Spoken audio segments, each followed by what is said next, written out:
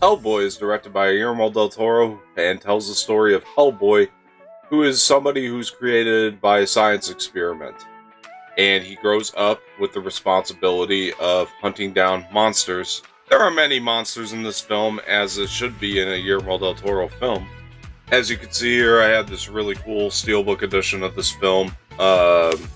It's pretty cool. The back has a signature on it, and you can open it up. Looks like that. And if you can find it for a pretty good price, I highly recommend it. It looks really nice in my collection. And as you can tell, I'm also a big fan of the Hellboy comic books. Hellboy Seed of Destruction is a great read. I highly recommend it.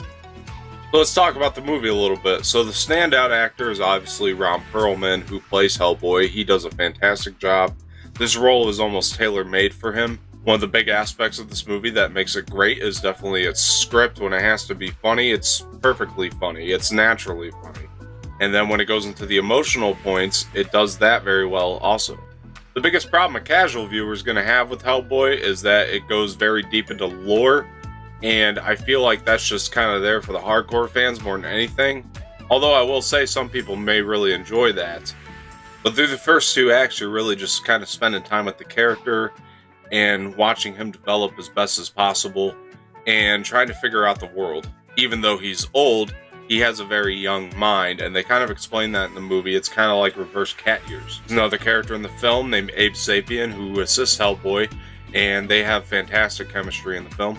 This is also a gorgeous looking film. Guillermo del Toro definitely knows what he's doing behind the camera. It's dark, but it has like this sort of high contrast to it, as most of his films do.